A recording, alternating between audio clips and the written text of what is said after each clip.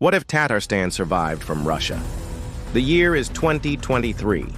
You wake up in your bed and everything seems normal. But then you turn on the TV and see some weird stuff. The Discovery Channel is playing a special about the history of Hawaii, and then you hear some chanting outside your window. You go outside and see a massive protest in front of the Kremlin. The protesters are angry that Putin has replaced the Russian national anthem with the Tatar national anthem. What the heck is going on here? Well, it all started a few months ago when Vladimir Putin was at a military parade celebrating the anniversary of the Russian victory over Napoleon. During the parade, the crowd started to chant, "Russia, Russia," in support of their great leader. But then something unexpected happened. The crowd started to chant, "Tatarstan, Tatarstan." This went on for several minutes until Putin's security team stepped in and stopped it.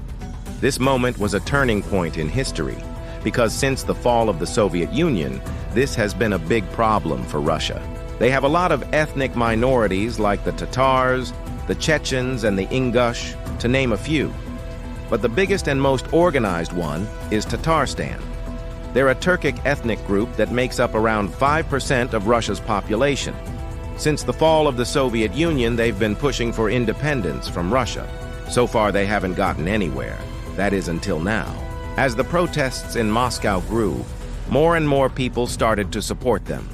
Soon, the entire nation of Tatarstan was in an uproar. This caused Putin's government to crack down hard. They sent in the riot police to beat up the protesters. But this only made more people join the movement. It got so bad that the Russian army had to get involved.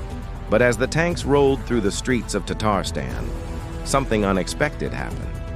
The soldiers refused to shoot at the protesters. In fact, many of them joined the protesters themselves. Soon, the entire nation of Tatarstan was under the control of the protesters. The Russian army had no choice but to retreat. This caused Putin to panic. He didn't know what to do, so he did the only thing he could think of. He declared martial law and closed the borders. But it was too late. The damage was done. The people of Tatarstan had tasted freedom, and they weren't going back.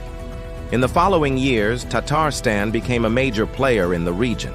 They formed close ties with Turkey and soon became a major economic and military power.